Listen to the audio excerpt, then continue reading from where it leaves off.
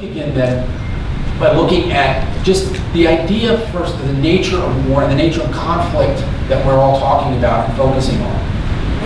And as Clausewitz said, I opened with, war is politics by other means, or continuation of politics by other means. And states, particularly authoritarian states, and the types of political actors that we're dealing with, terrorist groups and others, they intuitively understand this. And what they're always looking at is how do we make sure that every action that we're taking, every tool that we're using is advancing our ultimate objective, the strategic end that we're attempting to accomplish. And we see this certainly in how both China and Russia, for example, are using communications technology by certainly attempting to interfere in elections in Europe and North America, by attempting to interfere with countries and how they operate. Both, for example, in Latvia, Estonia, many of you will remember several years ago, where the Russians launched a cyber attack against Estonia. When the Russians conventionally invaded the Caucasus country of Georgia in 2008, the invasion opened up with a cyber attack. And what that did is it reintroduced the idea of the fall of the world. And it created a whole new avenue for them. It allowed them for about 24 to 48 hours or thereabouts, the ability to control the entire message of the conflict.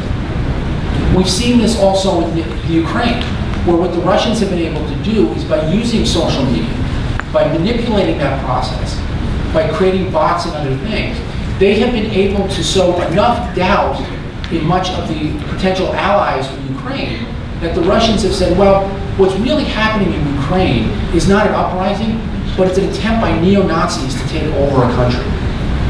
And most people in Europe and North America aren't familiar with what's going on in detail in Ukraine. So that message gets out. And even if people say, maybe it's overstated, or why should we trust the Russians? There's enough doubt in there, just long enough, that it prohibits action. It confuses action, so that the Ukraine is then left on its own for quite a time because they can't get their message out. But before we go back, I want to jump back and look at the states themselves. And what we're seeing increasingly is the attempt by nations to, as former Defense Secretary, U.S. Defense Secretary Mattis said, militaries are looking to increase their lethality, their mobility, and a number of other kind of support areas. But the lethality and mobility are the two keys for modern militaries. And the ways they're doing this now is by using technology, not just in the way that we think of it. I mean, everybody has their handphones out now, right, taking pictures and what have you. But the idea is that can we use the platforms that we have, that we normally think of as just a weapon system, can we take that in, use the information that it naturally is gathering from the battlefield, then collecting that so that we can then selectively target opponents. We can use the munitions and the mobility that modern militaries naturally have to go about and challenge and strike at other modern militaries. So you see things like hypersonic weapons. You see things like AI being used, the JEDI program from the US Defense Department, the use of potentially satellites reading electromagnetic interference to pick up not only stealth aircraft, we saw in Germany about 3 or 4 months ago, where radar tracked the F-35 stealth fighter. Now there were some issues, there's some reasons for that that wouldn't exist in warfare. But they were able to use a wide spectrum of technology to essentially take out one of the key strategic elements of modern air forces, the ability to hide from radar. There is increasing movement towards being able to take away the natural advantages that subs have with stealth technology, being able to hide in the oceans by using a wide variety of technology to essentially drain the oceans away, to be able to detect both electromagnetic interference and other things that happen. But now the technology is enabling us to be able to do that perhaps more reliably. And that's changing sort of what many will say is the character of warfare, in the sense that you can't no longer depend on the high-tech approach to being able to protect your weapon system through your soldiers. You can't use the technology that we're so becoming used to. when I was teaching at Fort Bragg for the U.S. Special Operations Command, I asked, how many of you actually do land navigation anymore without GPS? Now, all the special operators said we do, obviously that's how we train. But they will say increasingly you will find it difficult. And the conventional Army and Marines are finding that their squad commanders, their second and first lieutenants, cannot do basic land navigation anymore. Because what do? They don't pull out their hand phones because they realize that can be tracked. But they are used to being able to call on the radio to get their GPS coordinates. Artillery is dependent, obviously, on accurate fire. At one time, U.S. artillerymen were considered incredibly accurate because of their map reading and their math skills. They're not doing that as much anymore. So, well, why? We have satellites that give us GPS that gives us incredibly accurate information. That's true. But the other thing that we're obviously understanding now is that that vulnerability is much bigger than military has anticipated. And right now we have both the Chinese and the Russians, and I'm sure the Americans and the British and NATO are figuring out how to target Russian and Chinese satellites. But if you disrupt the satellite, if you take out a GPS, how do your smart weapons navigate? You can't, cruise missile is dependent on the ability to track from GPS. It has some internal guidance as well. Radar systems are dependent on being able to calibrate their ranges and their targeting based on a number of satellite inputs. If those go down, how do your radars work? How do your air defense systems work? And we know that our other state opponents are thinking of this. They're challenging this. But it's not only on the national level, on the major combat level, it's also on internal security. Right now, we don't see many non-state actors having some of the abilities I'm about to talk to you about. But clearly, we know that technology used by a state, we're talking probably only about 10 years, if that, before non-state actors, individuals, have the ability to also use this technology. Maybe not to the same degree as a state can, but enough that they can accomplish their mission. And I'll give you two examples. First, we are all very well aware, with my background in aviation security, we're always looking to find how can we make the border process faster? How can we make security more efficient? Every time we go through a security checkpoint now, it's almost as if you're going through a striptease, the amount of clothing and that you have to take off. But if you could do this where maybe facial recognition software matching up with your passport could give you your entire criminal history and intelligence history, so that instead of searching everybody, the technology can target exactly who they need to. Great, wonderful idea. Dubai Airport is now experimenting with technology that is very common to what many of you will remember from the Arnold Schwarzenegger movie Total Recall. Where if you remember the opening scene from that movie, when he's on Mars, he's going into a subway, and they have skeletal scans. The cameras are taking away everything, people are just walking right through, and the cameras can see right down to your skeleton if weapons or other things are hidden. Dubai now is introducing multiple cameras where you can walk through a checkpoint. The cameras will see you, and you won't even have to stop unless the camera detects a threat device or some other unknown device. Right? That's wonderful. But right now, we're already seeing something called deepfakes.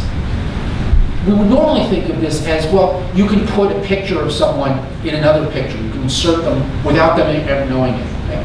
We saw this during the so-called Arab Spring, where you would see fake pictures put in with Western leaders standing next to Gaddafi. People who had never met with Muammar Gaddafi. Okay? Unfortunately, Tony Blair's picture was not fake, at least for him. Okay? But in many of these others, you can put in, and of course, they looked fake. But now, we can produce pictures that are so good that they can fool not only the human analyst, but artificial intelligence. And you know why they're good? The picture actually shows nothing. The machine and the human eye will see that, hey, it looks like there's a good here. Plastic, for instance, or newspaper rolled up. But in reality, it's a computer-generated image of nothing. But the systems can't detect that. So both the system and the human analyst will be looking at this saying, there's something there, I know it, when in fact there isn't. We're already seeing the technology that you can create a fake face. Or even if it's not a fake face, you can digitalize it to a degree that you can fake out cameras or artificial intelligence where it'll know that it's a face, but it can't tell you what face it is. It has no ability to recognize that. Now, as an operational tool, it's unclear how useful that would be at the moment. But the fact that we can already do that begins to undermine our ability from the security side to be able to say, well, we now have technology that can make up for many of the weaknesses that humans naturally have. And I used to say, perhaps because my career is meant to be an analyst, and I'm always very suspicious when somebody says technology can do away with my job. I, of course, would like my job to exist. But we've already seen, this goes back to the early 2000s, that we can already see where technology has a big weakness on the intelligence and analytical side. And I'll use one example from when I was based in Singapore. A particular company, and I won't use their name, came to us and said, we have a technology that can do away with the human analyst. It can take in more information than human analysts can ever put together and can come up with good, solid analysis. All right, paint is skeptical, but give us an example. So, all right, the example we have is our system has said that the MILF is going to buy a nuclear submarine from North Korea. So, okay, you're all looking as skeptical as we were. So, all right, walk us through this one. So, okay, well, we know that the MILF has bought conventional weapons in the past from North Korea. Okay, that's fair, everybody knows that. We know North Korea has submarines. Okay, everybody knows that. We also know that North Korea has a nuclear weapon. Okay, we know that.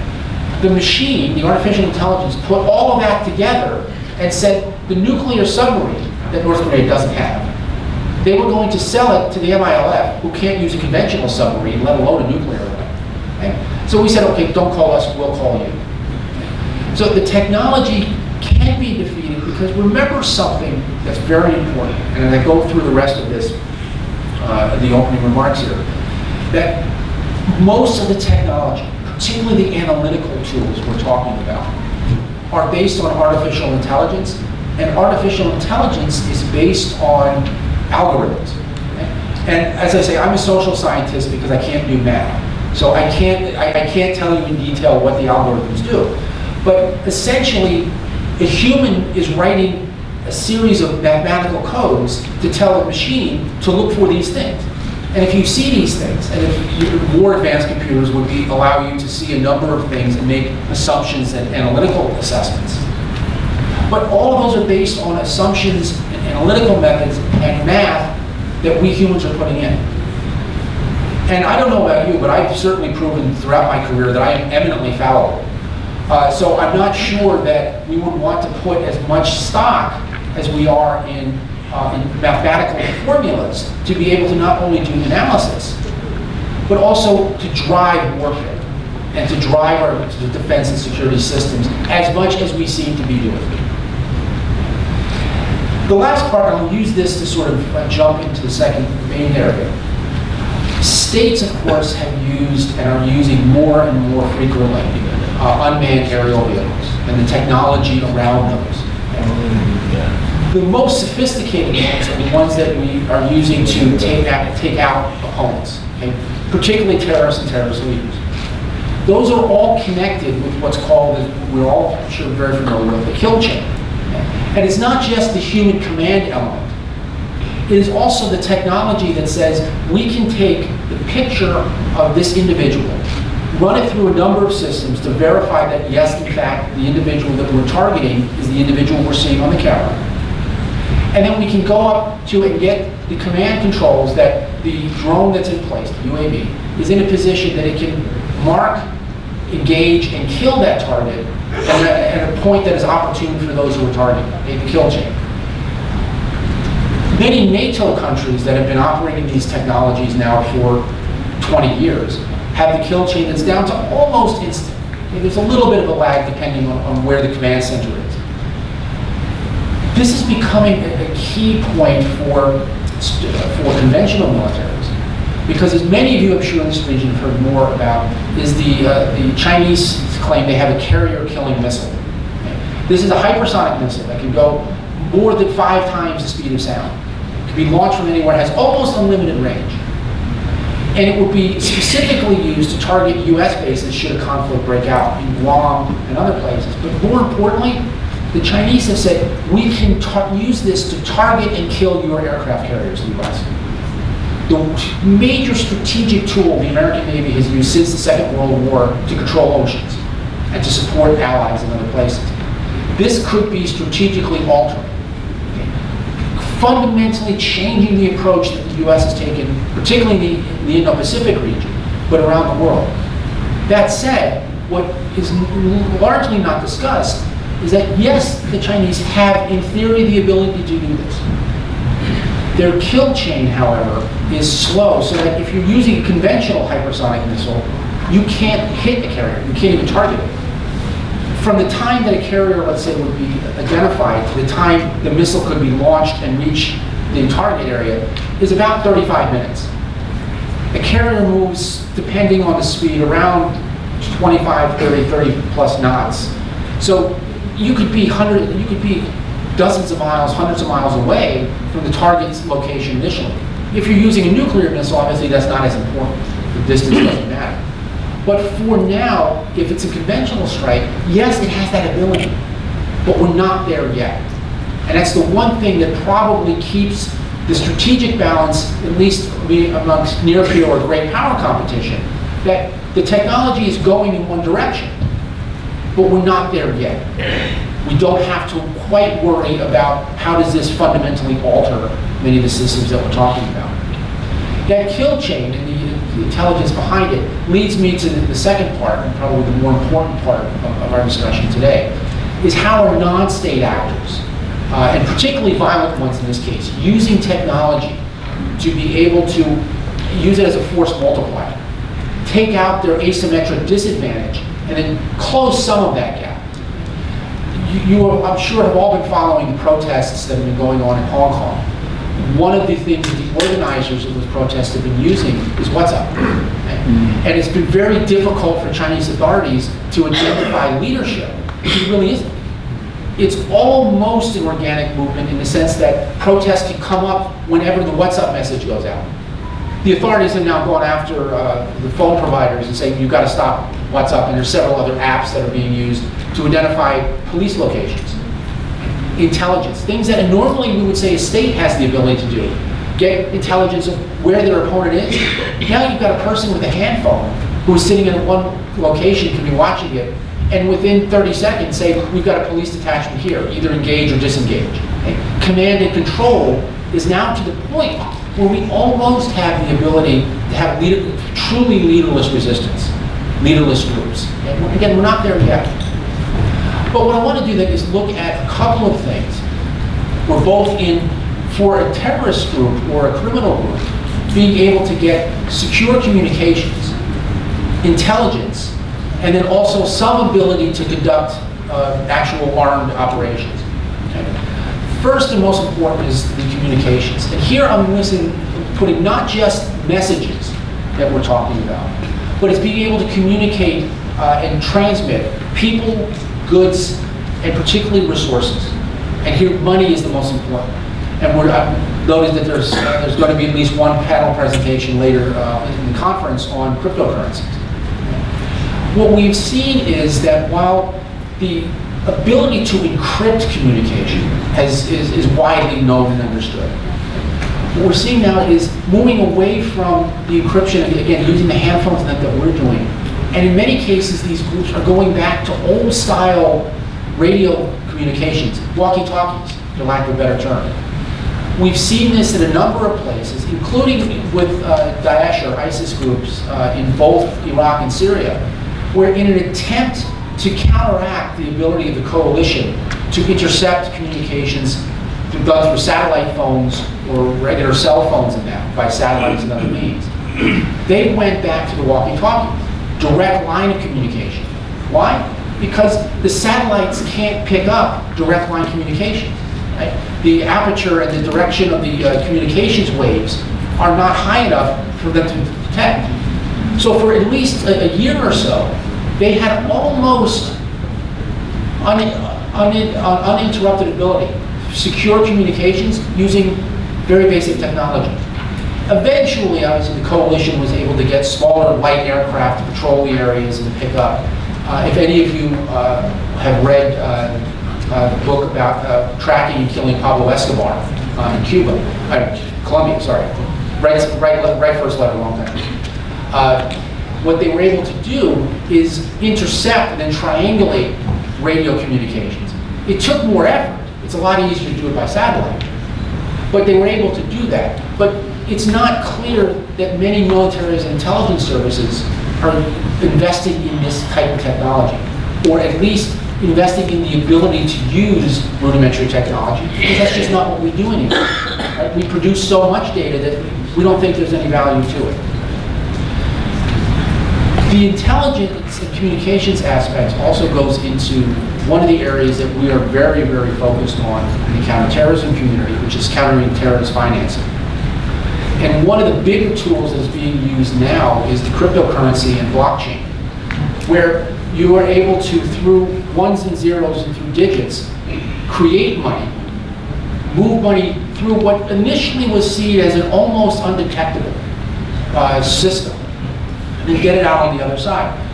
It's not quite as secure as many individuals think, but we do know that the reason, for example, the most famous element of cryptocurrency, the so-called Bitcoin, the reason that that rose so rapidly and then collapsed in value is because terrorist and criminal groups saw this as a completely secure and unregulated means of moving dirty money through the international banking system without having to go through the banks.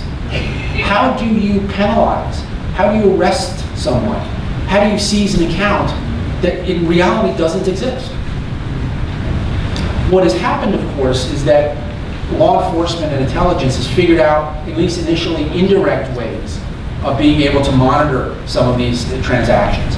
And now, increasingly, as companies move away from this, and governments begin to step in to regulate, some of that anonymity that was once considered so core to the cryptocurrencies is beginning to disappear, at least around the edges.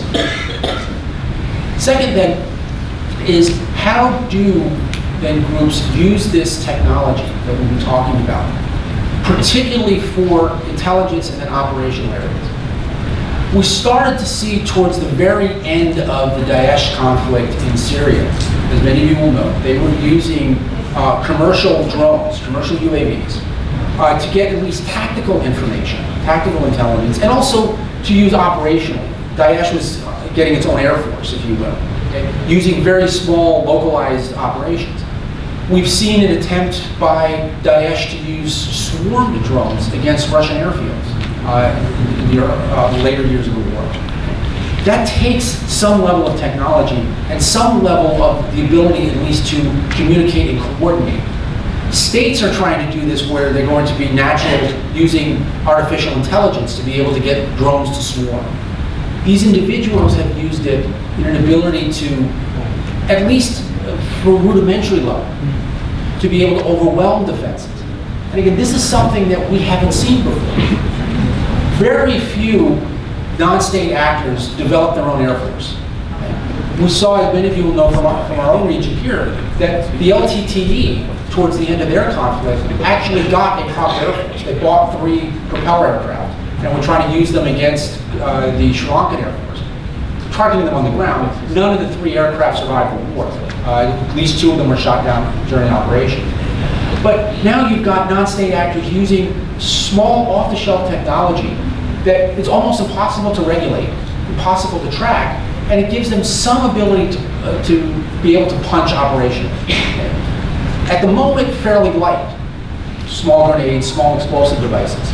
But as technology improves and as their ability to use it improves, we will see, more likely than not, these groups be able to escalate and to elevate into a completely different operational area.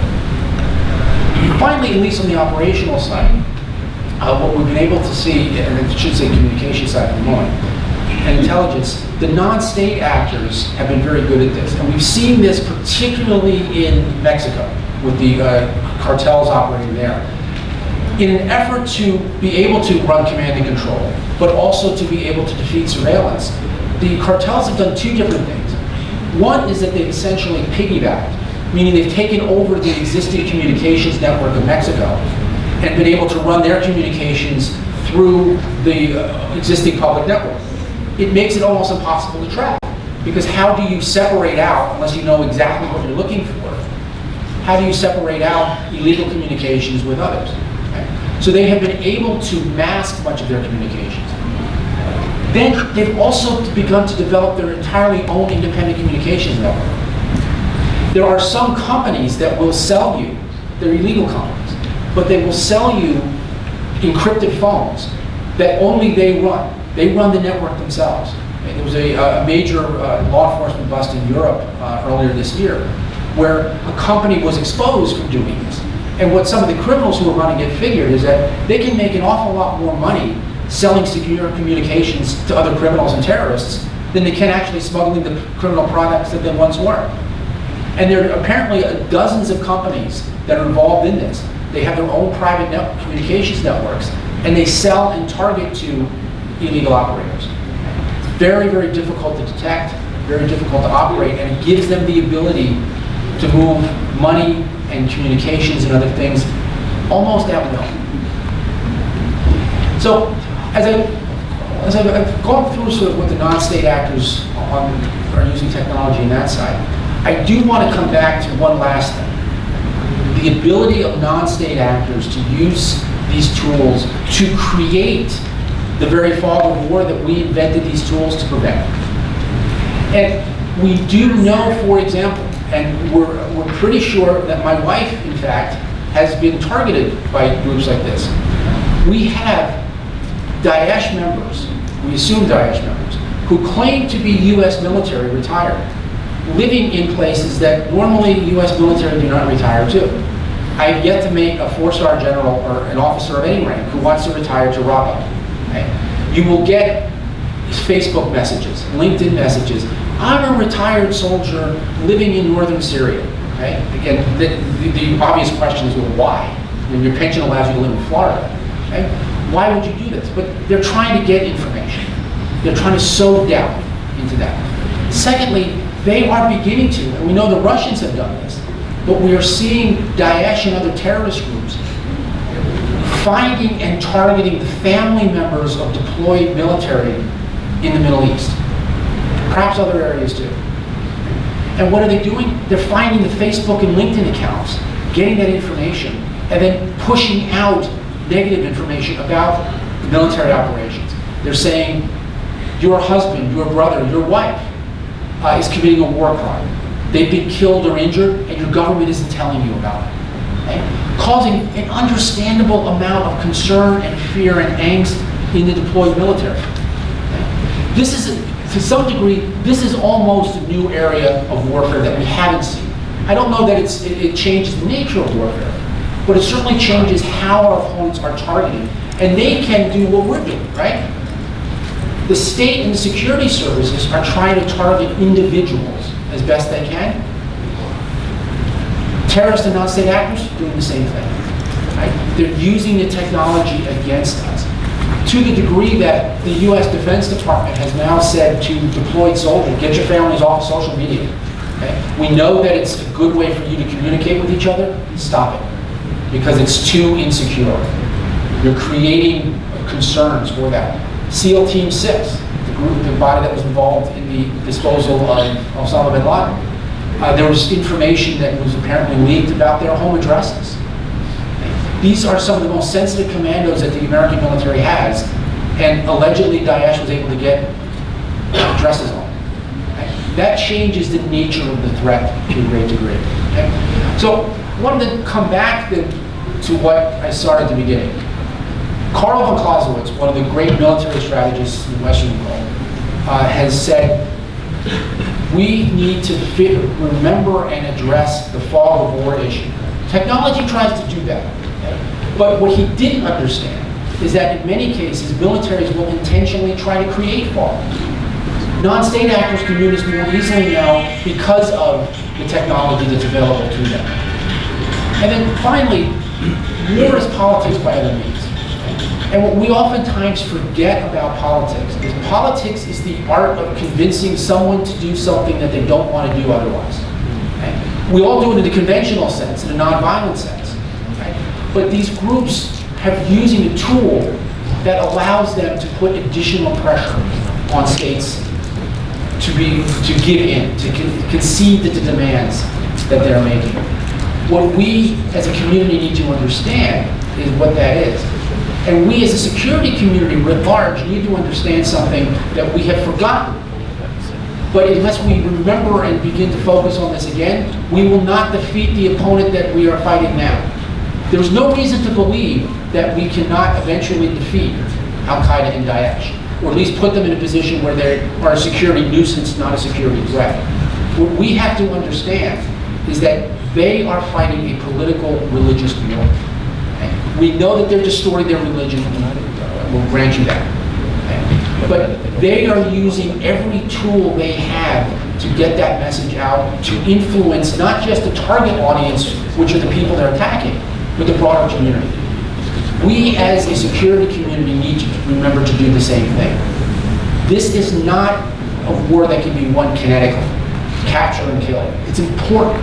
We have to do that. But we also have to realize that the ideas are defeated on a multitude of platforms. Technology will give us the ability to eventually offset the ability that they have. We know historically that every political revolution is connected in some way, or at least correlated in some way, with a fundamental change in technology.